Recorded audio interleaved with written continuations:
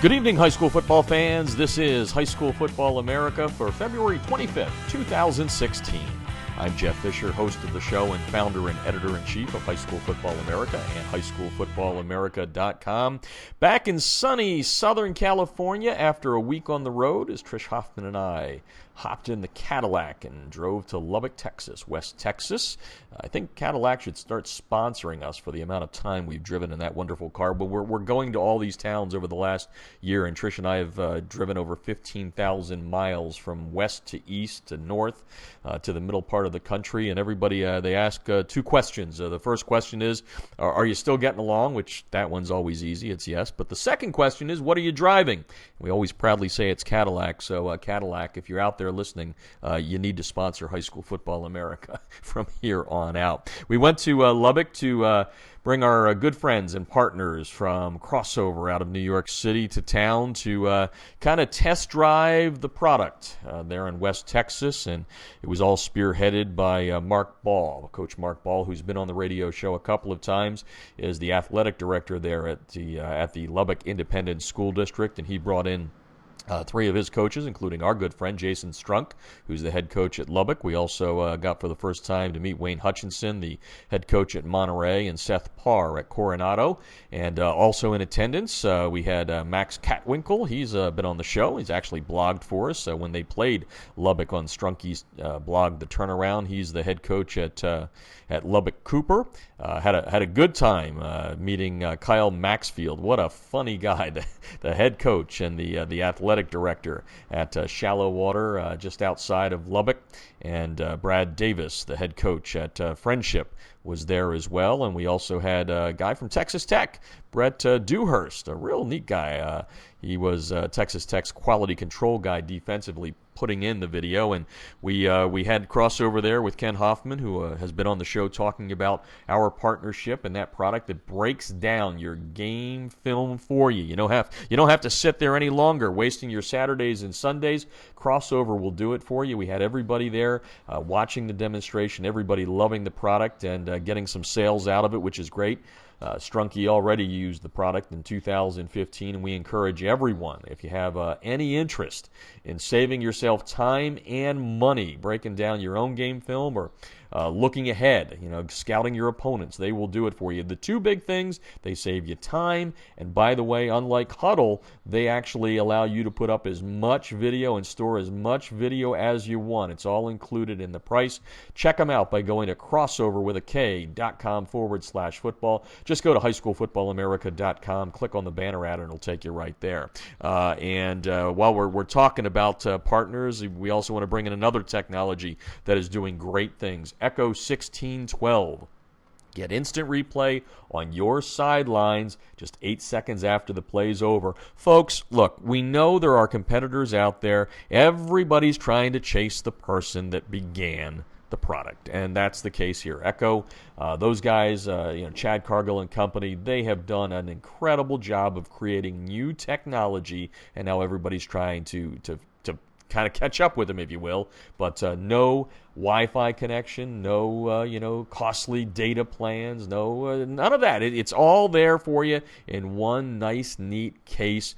Great people to work with. They're coaches, making it for coaches. You can't get any better than that. They know exactly what you need. And when I've seen Echo in working on the sidelines, it's so great to see the coaches, showing the kids what went right, what went wrong, the good things. It makes you a better coach. It gives you an advantage over other programs. I mean, there's no doubt about it. Lots of programs that won championships in 2015 used Echo. We recommend you do it, and do it soon. It's never too late to get ahead of your opponents, and their slogan, it's a good one, make tomorrow's adjustments today. And you know what I'm talking about, coaches. It's Friday night, you think you saw something, and then, you look at the film on Saturday, now we can adjust it. That doesn't work anymore. Adjust on the fly in the game with Echo 1612. And then there is the good folks at Southern Sport. Yes, our good friend Joey Tyker, one of the founders of the TDI Razor, the debris inhibitor razor, those spats that keep those pesky rubber pellets from field turf out of your shoes. Getting new colors, new styles. You got to check it out at TDI Razor with a U, R-A-Z-U-R. When you use the code HSFA, you will get a discount on your order. And the great thing about the spats is it gives you that great look of spatting without the high cost of tape. The cost of tape, it's expensive. $4 a roll or more. So why don't you get these very durable spats that give you that great look and feel of spatting without that high cost of tape. Again, get more information by going to TDI Razor with a U, R-A-Z-U-R, TDIRazor.com. With the code HSFA, you got a discount on your order. We're also hooking Joey up with Mark Soto at the Honor Bowl here in Southern California. I know there's going to be a donation made to the Honor Bowl, which is just a great organization. We've helped put together 3 big out-of-state matchups for Southern California Powers here at High School Football America with Mark. And we know that the good folks at Southern Sport are going to donate some money from the sale of each spat to the veterans at the Honor Bowl. And if you don't know about the Honor Bowl, go to highschoolfootballamerica.com and look at the story. We're going to have a page put together there for you later on tonight, which will outline all of the matchups. 3 days, 6 big games, 3 of the top teams in the country coming in, as we've got IMG Academy, and we'll talk about them in a second, out of Florida. We've got St. Joseph Regional out of New Jersey, and then we also have St. Joseph's Prep out of Philadelphia coming out here to take on some of the best. Corona Centennial back for 2016. Sarah's in, Oaks Christian. It's going to be a great 3 days over the Labor Day holiday weekend here in Southern California as the event is moving from Oceanside to Mission Viejo, but very close to Camp Pendleton, so we'll have the kids out there for that.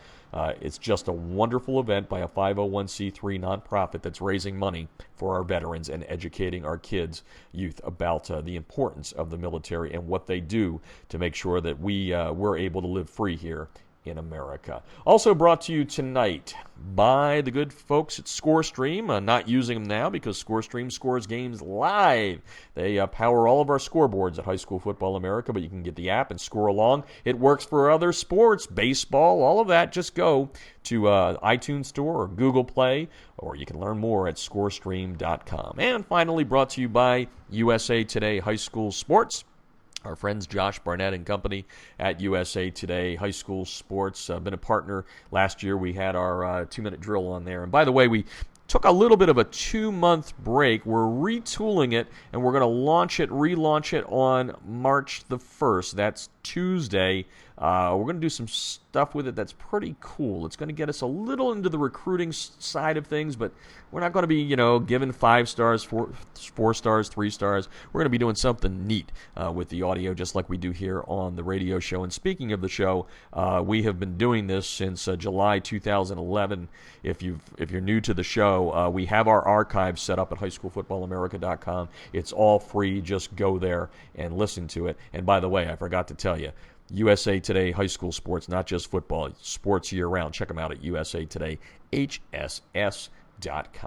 All right, good interview coming up here next on the show. We're going to have Rob Wigod from the CIF-Southern section in Southern California here.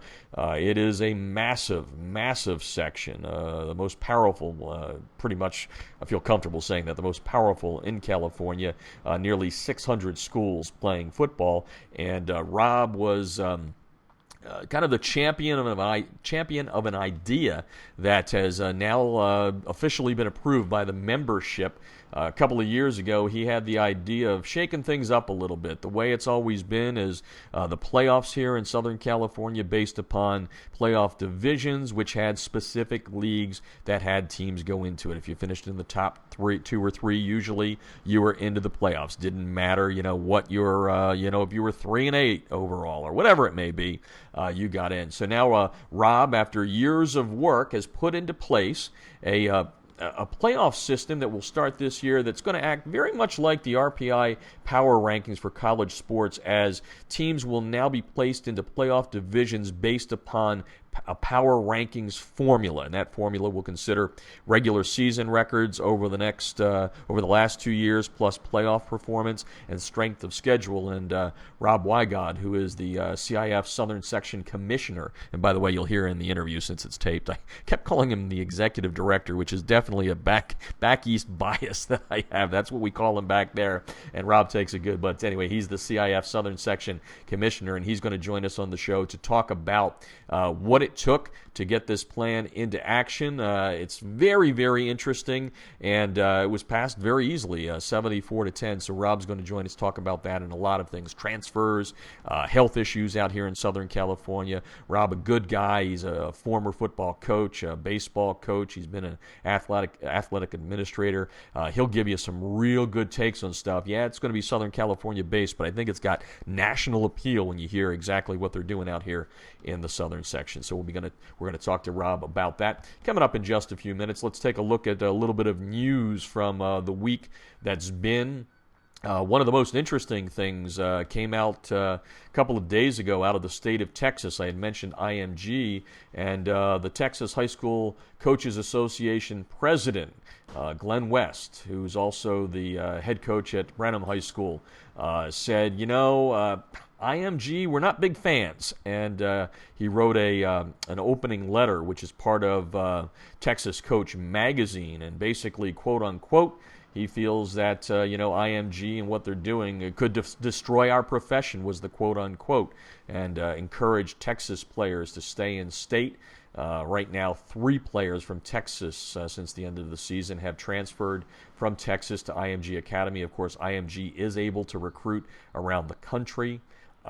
He encourages, does Coach West, for Texas teams not to play IMG Academy. Last year, DeSoto played them, and I think Prestonwood also did a couple of years ago. But, a lot of people that I talk to, not only in Texas, but specifically in Texas, are not big fans of IMG. And I can't remember, and Kevin Wright's a good friend of ours here on the show. Kevin's been on a couple of times, but feel that it's definitely changing the sport and not for the better. So if you want to check out more about the story, go to highschoolfootballamerica.com. Last year, by the way, IMG number 7 in the High School Football America National Top 25. Some other stories that kind of picked up a little speed that you can read about on High School Football America this week. There was a study done out of Colorado. We wrote the story. It's called "Does Price Mean More Protection When It Comes to Helmets?" And this study, which was done by the Colorado School of Public Health at the University of Colorado, says, quote unquote, despite prices, promises, and even rating systems, all helmets approved for high school football players appear to offer similar protection against concussion. Part of a study that was issued by the school upon the completion of a 5-year study that examined how helmets perform during on-field testing rather than with laboratory impact testing. So basically what we're saying here is we're looking at players that were wearing the helmets, got concussions or didn't get concussions. So it's pretty good information here. According to the news release, the study also found that older reconditioned helmets perform similarly to new helmets as long as the reconditioning was done in a timely manner. So you can check out the entire release about this study, but very, very interesting, isn't it? That this study says not really much more protection based upon price. So you can check out that story at highschoolfootballamerica.com. A cool throwback Thursday story I caught today on Twitter. I was going through, and it was a neat little story that I call it a football dinosaur, as there's a picture from Twitter from Parker Dilley's Twitter account showing a VHS highlight tape from one Drew Brees. Yes, the Pro Bowl quarterback, Hall of Famer one day when he retires. Evidently, Parker, who works in the video office at the Iowa football program, found this tape and took a picture of it and then put it out on Twitter with the line, look at what we found in the Hawkeye football video office today, Drew Brees. And, of course, Drew playing in Texas at Austin High School, lightly recruited. At that point, really no stars. Rival began in 98. Drew graduating after the 96 season when he led his team to a state title. But probably wouldn't have received a lot of stars. I don't know, maybe 1, 2, maybe 3 because it was Texas, but he was not a 5-star recruit. So now that he has 60,000 yards passing, this great dinosaur, a VHS tape, comes out. You can get a look at that picture on highschoolfootballamerica.com. Don't forget to follow us on Twitter all week long. HSFB America, always getting you the news when we're not on the air here. You can follow us easily, again, at HSFB America. You got some stuff for us, please feel free to tweet us with that handle and get a lot of good interaction from everybody. Hey, the coach's job board going well. Lots of people checking out. If you're looking for a new job, that's the place to go. You can search by a keyword, by state. It's real easy. It's real accessible.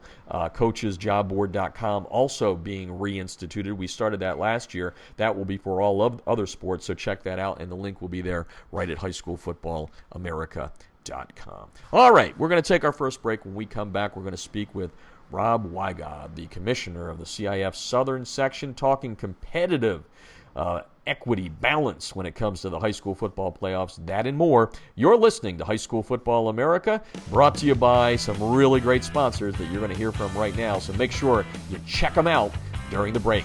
This is High School Football America.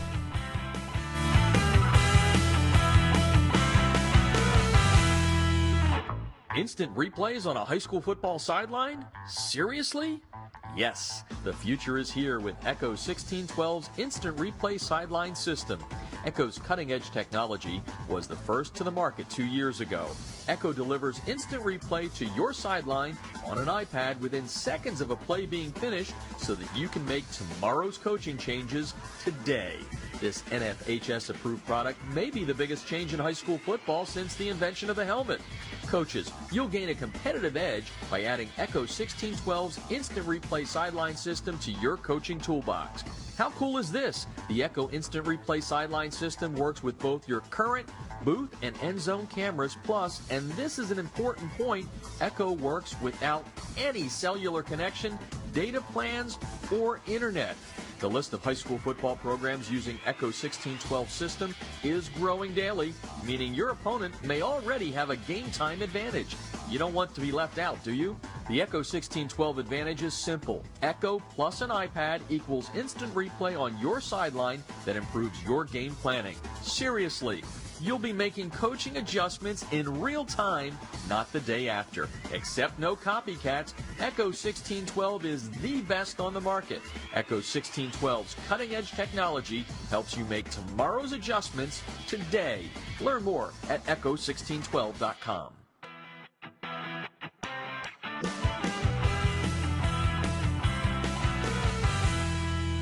Field turf rubber pellets, be gone. The Debris Inhibitor Razor is a seamless outer sock that was specifically designed to keep crumb rubber and other fine debris from artificial or grass playing surfaces out of an athlete's shoes and socks, thus keeping such debris out of gym bags and locker rooms. The Razor, spelled R-A-Z-U-R, is favored by athletes who want the look of tape, by trainers who no longer have the time to tape only for show, and by moms who no longer want that crumb rubber in the house.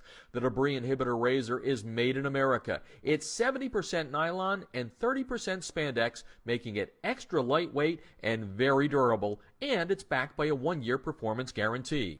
The Debris Inhibitor Razor covers just the right amount of a player's shoe while keeping those shoelaces tight. It's fully customizable, machine washable, and more importantly, it's easy to get on and off. The Debris Inhibitor Razor comes in 23 colors, and sizes are youth, medium, large, and for that extra big foot, extra large. Founded in 2010 by former University of Mississippi All-SEC football player Carl Hoppy Langley III, Southern Sport Inc. created the Debris Inhibitor to improve athletic performance by protecting athletes, allowing them to look and feel better with technically advanced products engineered with superior fabric construction, patented design, and proven innovation. Get a discount on your order by using the High School Football America code HSFA when you order at TDIRazor.com. That's razor spelled with a U at TDIRazor.com.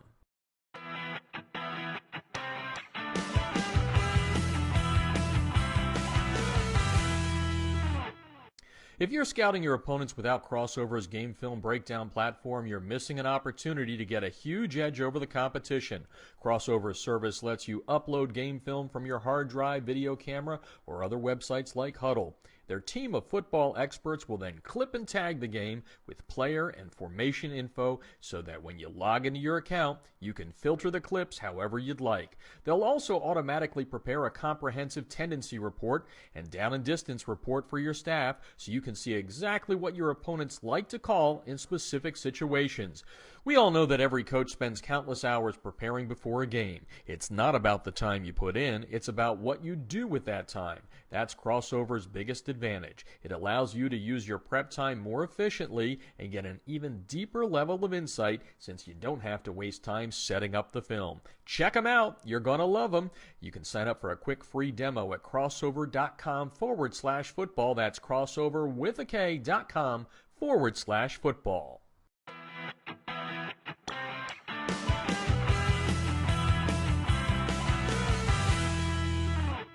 USA Today High School Sports is America's leading platform for high school football. The Super 25 team rankings and expert American Family Insurance All-USA list have been determining the best of the best nationally and locally for more than 3 decades. Be sure to check out usatodayhss.com, the best in the game for everything high school football.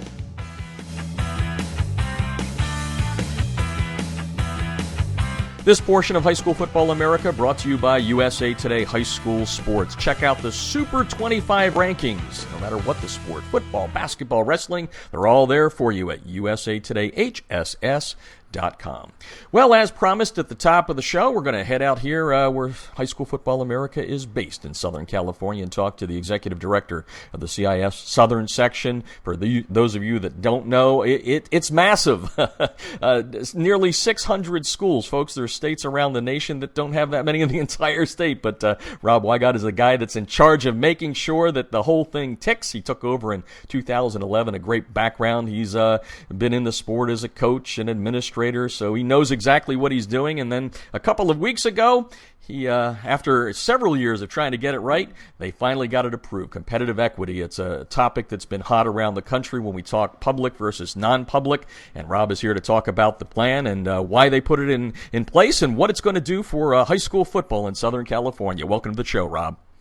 Well, thank you, Jeff. Thanks for having me. Yeah, it's great to have you on here. And as I said, a lot of states have kind of touched upon, what do we do with competitive equity? And, you certainly have been a champion of this. I know it was your idea. So let's kind of, before we go into what exactly it is and what was approved, kind of tell me where the idea came from. Why did you feel that you needed to come up with a plan, a formula that would, get things set for the playoffs here in Southern California that was a bit different from what everybody else is doing? Well, we just kind of got to a point where traditionally the way our playoff divisions had been formed was by leagues.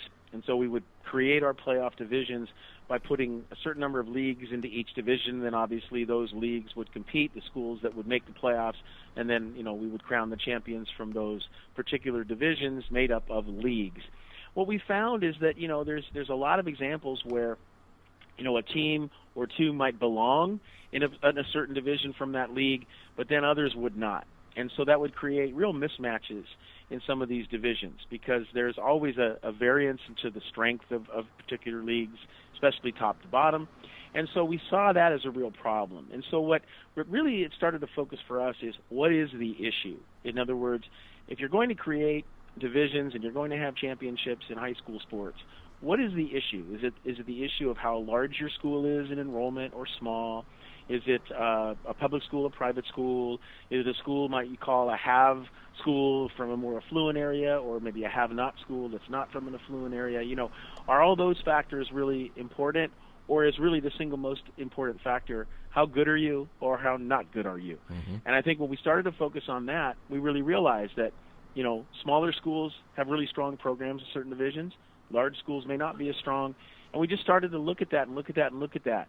And once technology became available and we could compile data and results and so forth and evaluate strength of schedules and things like that, we really centered on the idea of can we create playoff divisions based on the individual school, not the league anymore, but the individual school, the quality of their program, how successful they are or how not successful they are, and create divisions of schools that could then compete with each other. And it doesn't mean you're all going to win, but at least you're going to be in a group of schools that you're going to compete with, that you can compete with. That was the goal. Talking to Rob Wigod tonight, Executive Director of the CIF-Southern section. And Rob, I'm trying to break this down for our listeners. That all made sense. So are we talking something here, this formula? Is it like like the RPI power rankings that college sports uses? I mean, what's involved in it? It is a similar idea with that. What we're doing is taking three factors. We're taking regular season results, all your games played. We're taking the strength of your schedule. And then we're taking what is, we refer to as the section playoff performance. And maybe for your listeners around the country, we aren't a state association, but we are a group of almost 600 high schools. And so our section championships, some of our sports we do go on to a state tournament, some of our sports we don't, unlike a lot of your folks around the country. So we're taking the regular season, we're taking the strength of schedule, and we're taking our section playoff performance and combining those factors into a formula-driven system that would then, depending on how you weight each factor, you can then create rankings, what we call power rankings, from top to bottom of all the schools that compete in that particular sport. And so once you can create your power rankings, then you can make your divisions, where you might say, all right, our top 30 schools will be our top division in football. Then the next 31 through 60 would be your second division, and as you continue on through. We have 13 divisions in high school football in our particular section. So obviously we would take the power rankings and create our 13 divisions from top to bottom, grouping the schools together who belong together based on these three factors. And we're using 2 years of data. We're using the previous 2 seasons of those three factors to create our formula and our power rankings for the upcoming season. Now, the proposal passed by a 74-10 vote. I said at the beginning, this is kind of your baby. You birthed it, so to speak. How nervous were you going into the vote? Yeah. Well, our schools make the rules, and so they do make the ultimate decisions. But I would be lying to you if I didn't say that, we'd put a lot of time in this, so there was a lot of effort. Certainly it's a culture change for our schools. And then there was just a lot of education, Jeff. I just wanted to be in the situation where our schools can make an informed decision. So I spent a lot of time, meetings, area groups, just trying to get out to answer questions, help clarify things. I put a PowerPoint presentation that kind of, simplified it a little bit. And I just felt like, I didn't want anyone to say, well, I don't understand this thing, so let's just vote it down. I wanted them to at least understand it. If they didn't choose to do it, that would be fine. But I didn't ever want it to be where, Rob, we just didn't get what you were talking about, so, we'll leave it the way it is. And so I was very pleased. 74-10 is obviously a very strong mandate. We're excited about that. But I also know that there's great expectations, and I think that our section is very, clearly saying to us, all right, we trust you. We believe that what you're proposing is going to be better. And now, obviously, I wrote a little thing last week that I called Stand and Deliver. We took a stand, now we got to deliver. And I think there's a real strong, expectation going forward that, it's going to be a good thing, and I believe it is. So, now the challenge is for us to make it happen. Yeah, but at some point, since it goes into effect this year, you're going to get a phone call. Sure. So is this etched in stone, or is there the ability to kind of tweak as the season goes along if you find there is maybe something in it that you didn't think of up front? Well, that's a great question. I appreciate that one, because I think, again, one of the things in my effort to educate the group or to answer the questions was to let them know how this is a living and breathing process and a system that will continue to evolve. What we start with next fall is not going to be, a perfect model. It's not going to be, exactly how it will continue going forward. But we had to get it started, and that's the point, that we will get it started, and then we will continually evaluate and make revisions and tweaks to it. But those same basic concepts, are going to remain. Letting those schools, compete against schools that they should compete with, and again, maybe setting aside some of the traditional, enrollment-based playoffs and other kinds of factors that used to be used, which didn't always indicate, the strength of a program. I mean, like I said, I've seen basketball teams and football teams, with a couple of hundred students who are as good as anybody, and I've seen 2,500, 3,000 student schools who aren't very good. And so it really isn't about that. It's about, who you are and what you've done. And as I said, I think for us, it's a real difference maker in giving student athletes an opportunity to compete, where in the past, maybe that wasn't there based on other factors that really, shouldn't have been involved. Yeah, I agree. I applaud you for this. Congratulations on Thank not you. only putting it together, but actually getting it approved, which is always Well, the biggest thing. Rob Wigod on the Yeah, line I tonight. agree. Yeah, he's the executive director of the CIF, the Southern section. As I said, it's a massive section. It is there are 10 around the state of California in the CIF, and they are the largest. And maybe that's a good segue into asking you the question of and this not only goes for football, but all the sports that you have to oversee, which is how difficult is the task to make some 600 schools all happy at one time? What's that like day in and day out? Yeah, well, our current system before this didn't do that either, because again, as I mentioned, there were plenty of. I'll give you a quick example. You're familiar with what we call the Pac-5 division, which Yes. is pretty much our top division in football. The average margin of victory in the first round games we had last year in the Pac-5 division was 37 points. I mean, just take a moment to absorb that. The average of 8 first-round games, the average score spread was 37 points. That meant we had games that had higher than 37 points as a spread, and we had a few lower, but the average was that number.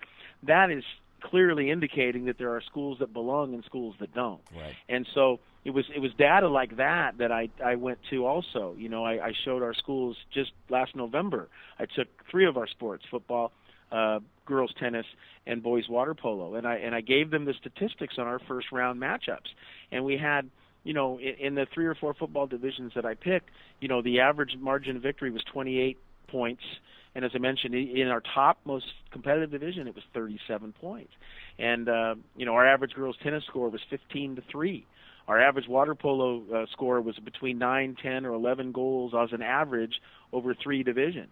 So something was clearly wrong. Sure. I mean, no one wants to watch those games. No one wants to participate in those games. And no one feels that there's any kind of playoff experience in those kinds of games. You know, the excitement of a playoff contest is that, you know, competitive matchup where, you know, you go at each other and the winner wins and the loser unfortunately doesn't. We get that later, you know, second round, maybe third round, certainly in the finals. But what was happening at the beginning?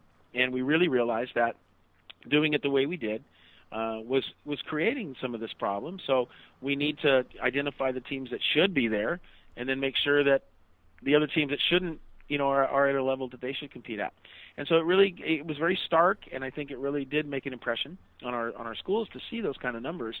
And that's where I think, you know, it did take some momentum from that and really sort of build from there. Yeah, and it's better for the student athletes too. I mean, who doesn't want to play in a game that's competitive as opposed to that blowout? So I agree with you, Rob Wigod on the line tonight, Executive Director of the CIF-Southern section. And let's kind of get off that topic, and go to a couple of others because you have them a lot down here. Transfers, they're Sure. big around the country. But Sure. since I came out here, I look at the numbers each and every year, and I'm like, man, how does this office keep up with this? Transfers. Kind of give me your 30,000-foot view and drill it down to what you do to try and make it manageable and again, keeping it competitive like we're talking about. Yeah, and that's really what our goal has been. You know, but what people may not understand is we have approximately 400,000 student athletes in the Southern section, boys and girls, over the 24 sports that we offer. So 400,000. And of those 400,000, maybe in each given year we're having around 10,000 that are transfer students. So while it seems that, wow, there's a tremendous number of transfers that take place, in reality, you know, that's a pretty small percentage out of 400,000 students. Nevertheless, you know, there is a lot of attention paid to it, and we certainly, I think, our obligation is, you know, the only way you're going to limit transfers and really make a difference in terms of the numbers is you would have to have a penalty for transfer that was so restrictive. Let's say, just as an example, a student can transfer, but they cannot play for a year. If you had a rule like that, you would certainly limit the number of transfers. That would be a severe deterrent. But in this state and in this society, you know, with school choice and, you know, the efforts made by, you know, high schools, both public and private, you know, to have students on their campuses, you know, is that a realistic kind of rule? Would our legislators be able to stand for that? And so, you know, we have to, again, understand the reality. And then if we're not going to have a rule that really, really limits or deters the transfers, then we should find a way to manage them. And I think we have done a fairly decent job of that. We do manage the process fairly well. We converted everything to an online electronic process about 3 years ago. which really streamlined things and made it much more, efficient in such a way that the communication between the schools and the office was so much better, and all the paperwork being driven, electronically that way was really a great step forward for us. So, as I said, the rules are made by our member schools. How strict those transfer rules or not strict they're going to be, that's ultimately up to the membership. But I think what we're, doing as the administrative group is doing the best we can to manage the issue. Sure, no, makes sense. Let's move on to player safety, concussions. Obviously, the last couple of years, August has been brutal for heat and all that. How do you feel you're doing as far as directing, your schools on making sure that the player safety is first and foremost? Well, as we've had a great discussion today about a lot of great things like playoffs and even something like a transfer. Before any of all that is it's about player safety. I mean, certainly anything and everything we do, that is our highest priority, is that the student athletes are safe when they are part of, athletics in the high school environment. So I'd like to believe that CIF as an organization has really been kind of in front of things. We actually had a concussion bylaw before the state legislature passed one. We had the 18-hour limit on practice time during the regular season each week, Monday through Saturday. That's in there. We have a great concussion protocol that I think, really addresses, making sure the students, if they have symptoms of concussion or actually have been diagnosed with concussion, a minimum of 7 days before they can return to play, provided they pass the protocols. So, we've really, I think, have had some bylaws in place before even some of our legislators and others started to look at the issues. Are we done? I don't believe so. I think more and more information is coming forward, and we're certainly, keeping track of that. But I do, believe that, we've got to keep that as our first priority, and I know that we do.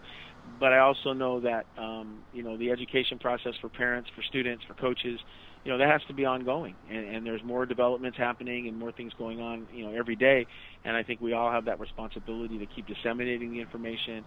We have workshops for our schools every fall. We go all around our section and visit with our athletic administrators.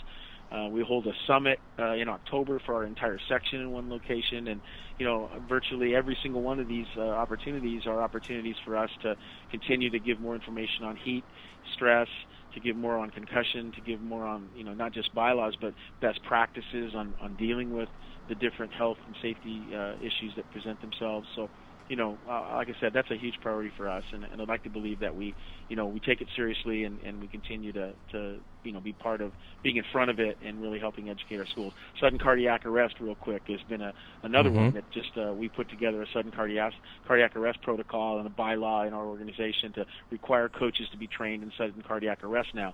So they're trained in concussion awareness, they're trained in sudden cardiac arrest, they're trained in heat acclimatization and heat management. You can't be a coach in our section without completing training in these areas. But beyond just the training is the best practices, where we disseminate the information on how to deal with the heat, how to what steps are taking place. That stuff is put in our bulletins to our coaches. That's put on our websites. It's put on almost all of our publications that we have direct communication with our schools about. So as I said, ongoing effort, a lot of different platforms and ways to do it. It's certainly a high priority for us. Yeah, no, the cardiac is going to become big. I just saw an article the other day about getting a baseline EKG out there that might help student athletes as well. Let's one of the things, you're a Long Beach guy. You grew up here in Southern California. You've been a coach in football, baseball, and all that. And certainly, as our listeners have heard you speak here on the interview so far, obviously you got to have a couple of hats and know how to speak on a lot of topics. How much has your background as a coach and as an athletic director and all that? How much does that help you in running the day-to-day stuff at the CIF-Southern section? Well, I just feel that that may be one thing that I can bring to the table that I hope helps serve me well here.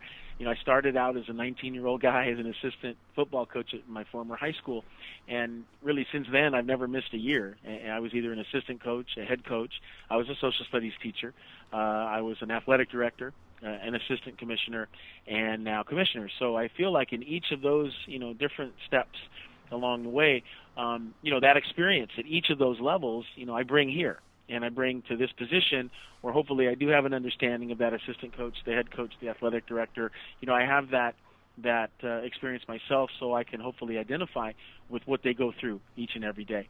As a classroom teacher. So again, same thing. I can identify with that experience, and I guess like I said, if anything, it's all of those different steps that I've taken. I think is a strength for me. It's a huge challenge. I never set out, I never thought when I was that 19-year-old assistant coach that I would become the commissioner of our section. We've been around 103 years, and I'm the 9th one, so there's only been 8 other before me, and it's kind of overwhelming when I think of that sometimes, because I was just this regular kid, who loved high school sports as a student, and then got into coaching as a younger guy in college, and just have always been there every year since. I've just been a fan of high school sports. I've loved high school sports, all these years, and so to actually be in a position where that's my full-time job, to be involved with the high school sports environment, I think that is truly the dream job. So again, if there's anything that I feel is maybe a strength that I bring here is that I have had, extensive experiences in the different roles that high school athletics has, and then, again, to bring all that to bear as a commissioner, maybe it is a benefit for me. Yeah, nothing wrong with living out your passion in your work, that's for sure. Hey, yeah, that's where I find myself, and I never, like I said, never thought that would be something that was in my future. But I'm certainly enjoying what I do, and it's a great opportunity, a great responsibility, and the idea is to really provide something great for kids, and I truly believe that high school athletics is a great thing for young people because of those lessons they learn and what they get from it to help them, go on later in life. And so I really do. I really believe it. And that's why, to get up every day and come here and go to work, it's really not difficult to do that because, what we do I think is important, and it really is something that I believe in. Yeah, and you're not living in the ivory tower. I know you like to get out there, go to games and matches and events and all that. So what's it like when you walk in? I mean, does the school go, what is he doing here? What do we do wrong? What I did, Jeff, is a very good question. I when I started here, I thought, I'm going to get to go any game I want to, which I do, and it's really a great thing. And one of the guys here, Tom Simmons, our director of communications, he said, what game are you going to? And I said, well, I'm going to go to this one. And he says, well, have you told them you're coming? And I said, no, I don't want to bother them. I just want. He goes, no. You never go to anybody's game without letting them know that you're going to be there. And he said for precisely that reason, because unfortunately some people might think, well, if the commissioner's here, there's a problem, and there isn't. So I do follow his advice. If I am going, I make sure and reach out to the athletic director or whoever and just say, hey, I'd like to come by and see your game, so just let you know I'm coming. And then it's a much different. They don't have to look at me like, is he here? Is he? And I do that once in a while. I'll call the school and. I'll ask to speak to the principal, and the first thing I'll say is, "There's nothing wrong. I'm not calling because there's a problem." And because I get it, but then I said, I should call you and just say, how's the family and check up with you. But you don't do that either. When you call our office, it's usually because you need something. So you're not usually calling to just check up on me either. But I do think it's important, as I said, when I do go out and let them know that I'm coming. And it is a great thing. It's a great canvas to go. I can go to the soccer game tonight. I can go to the basketball game tomorrow night. I can go to the water polo match, the next day, and you just really get that opportunity to see it all on the different kinds of kids out there that find that place to belong. And I don't know how much I can expound, but I can give you a quick story if you don't mind. Please. My daughter is a senior in high school, and she's a soccer player. And my youngest, we have 2. But one time, and one of the neat days for me in the fall is on a Saturday in November. I start the morning with our cross-country championships. Then in the afternoon, I go to our boys' water polo championships. And then at night, I go to the girls' volleyball. And so, you start in the morning and you see these, young men and women running on a cross-country course. And they're a certain type of athlete, a certain type of student, whatever. Then you go to the water polo match and you see them in the pool. And those kids, are a different kind of kid. And then you go see the girls' volleyball players at night who are a completely different kind of kid. And I remember she came with me one time, and she came to all of them, and we were driving home, and she said, Dad, you get to see people celebrate all day, don't you? And I said, yeah, I do. I said, sure, we saw some that were disappointed, but I did get to see people celebrate all day. And I did get to see those kids running in the morning weren't going to be in the pool in the afternoon or on the court at night. And, the same idea with the other students, those girls at night on the volleyball court weren't going to be in the pool, with the water polo game. Mm-hmm. And so that's when you start to really realize this impact that, all these different students get these different experiences based on who they are, what they're interested in, what they bring to the table, so to speak. And we're in that position of providing all of that, and really giving, the wrestlers are not the same as, the volleyball players. And so that's the point. I think we're trying to have that environment there where you can belong, you can be part of something, and that's really a great thing for you, and you don't have to be the same. You can be a completely different student, athlete, and there's still something for you. That's neat. And that's where I think, in a job like this, you really start to see that firsthand. Yeah, no, you have an impact on young men and women, and that's important. Talking with the commissioner of the CIF-Southern section, I think I said executive director. That shows my Backy's bias yet. That's what we are back there. But you are a commissioner. That sounds much more important, obviously. Well, actually, executive director, I thought you could pay me more if you called if I get to be that. But I'm not. You're right. I am a commissioner, not an executive director. Yeah, but that's okay. We fix that up. But Rob Wigod is on the line as we wrap up here. Like I said, you gave birth to competitive equity. Now we see how the baby does in 2016. Yeah. Now what's ahead? What's the next challenge you have on your menu? Yeah, that's another great one. I mean, as I said, my goal here since I became commissioner and even before, how do I advance our section? How do I move us forward? So certainly, we've done some things, as I mentioned a little bit earlier, about some of our communication systems, the electronic age that we've entered into with all of our communication with our schools. Certainly competitive equity playoffs was another big ticket item, if you want to call it, big menu item. I think we really have some work to do on that in the years ahead. Like I said, it's not a finished product. So, I mean, it's still going to be in the forefront of what we have. But there's more to do. I still think that we need to do more in areas like officiating. I think we need to do more where we're getting more young people involved in officiating and helping them on a path to help us in that area. That's another issue. I think that's at the forefront of some of the things that we're doing. Certainly, we just I think need to look better and better at how we do our championships and where the championships are held and the venues we use and the way we market what we're doing. I think social media is a huge part of our evolution. 5 years ago we had no social media presence. Now the latest numbers have the state of Texas and the CIF-Southern section is the two most visible social media presences in the country. Those are areas where we've just continued to look for ways to get our message out, to get our product out, to let people know what we're doing. Because again, I think we're very proud of it, what we have, and we want people to know about that and continue to support it. So yeah, there's always going to be challenges and things that we can do, to improve and get better. And that's, like I said, that's what motivates me. And I'm very lucky to have a great staff and a team here who believes the same thing. So, we really have that mindset, and I expect to continue to go on that path as long as I'm in the position that I'm in. Well, with a long list like that, maybe you do deserve the executive director pay we were just talking about. Well, I give goals every year to our executive committee, which is our leading group, and they're actually my bosses, and I give them yearly goals. And a couple of times they've looked at me and said, you really think you're going to do all of these? And I say, yeah, I wouldn't have put them here if I didn't think we would. And thankfully, as I knock on the wood here, we've accomplished them. And so I'll have another good long list of goals for them next year, and I do believe that we'll accomplish them. And then we'll have another list the next year and the year after that, because that's really what it's about. How do we progress? How do we move our section forward? How do we do things better now? And that competitive equity playoff, really the root of our conversation, that is a real attempt to do something better than what we've been doing. And, I'm excited to see it take shape. Yeah, so are we. As they say, the proof is in the pudding. Well, we appreciate you taking time out of what is a very busy schedule to join us for about a half hour here talking on the show tonight. We wish you nothing but success, and thanks for joining us on the show tonight. Well, Jeff, it was my pleasure, and I'm happy to talk with you anytime. Great. Taking a break. Coming back with more. You're listening to High School Football America.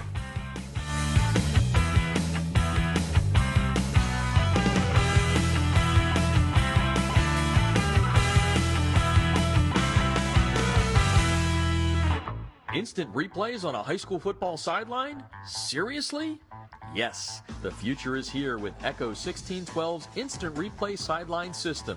Echo's cutting-edge technology was the first to the market 2 years ago. Echo delivers instant replay to your sideline on an iPad within seconds of a play being finished so that you can make tomorrow's coaching changes today. This NFHS-approved product may be the biggest change in high school football since the invention of the helmet. Coaches, you'll gain a competitive edge by adding Echo 1612's Instant Replay Sideline System to your coaching toolbox. How cool is this? The Echo Instant Replay Sideline System works with both your current booth and end zone cameras, plus, and this is an important point, Echo works without any cellular connection, data plans, or internet. The list of high school football programs using Echo 1612 system is growing daily, meaning your opponent may already have a game time advantage. You don't want to be left out, do you? The Echo 1612 advantage is simple. Echo plus an iPad equals instant replay on your sideline that improves your game planning. Seriously, you'll be making coaching adjustments in real time, not the day after. Except no copycats, Echo 1612 is the best on the market. Echo 1612's cutting-edge technology helps you make tomorrow's adjustments today. Learn more at echo1612.com.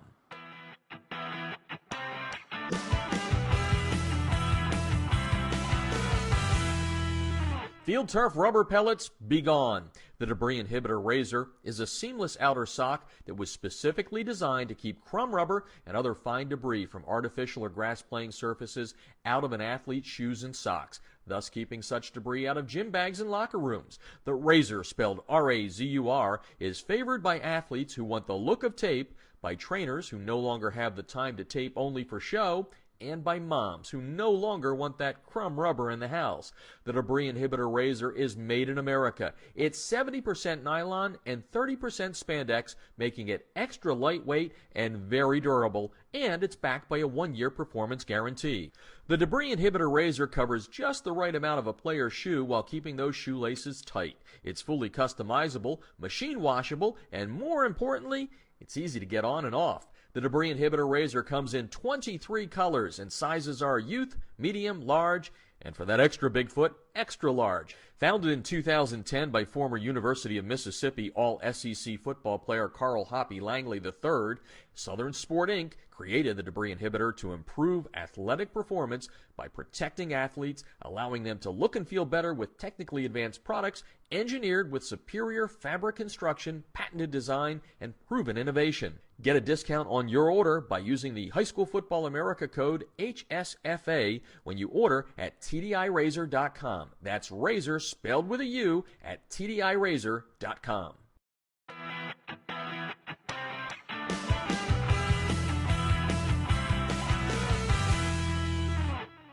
If you're scouting your opponents without Crossover's game film breakdown platform, you're missing an opportunity to get a huge edge over the competition.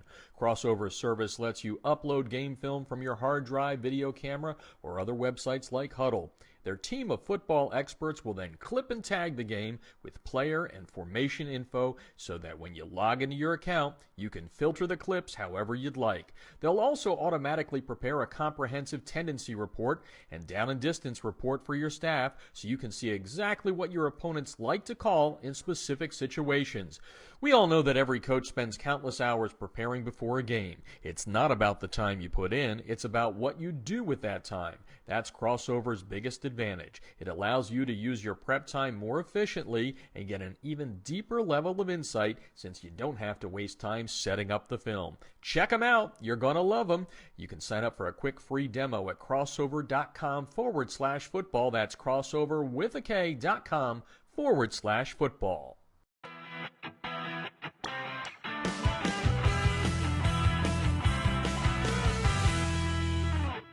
USA Today High School Sports is America's leading platform for high school football. The Super 25 team rankings and expert American Family Insurance All-USA list have been determining the best of the best nationally and locally for more than 3 decades. Be sure to check out usatodayhss.com, the best in the game for everything high school football. Jeff Fisher back on High School Football America as we wrap things up here on the show tonight. I want to thank Rob Wigod from the CIF-Southern section, the commissioner. As he said, if he was the executive director, he could get paid more money. But some great insight to what's going on out here in Southern California.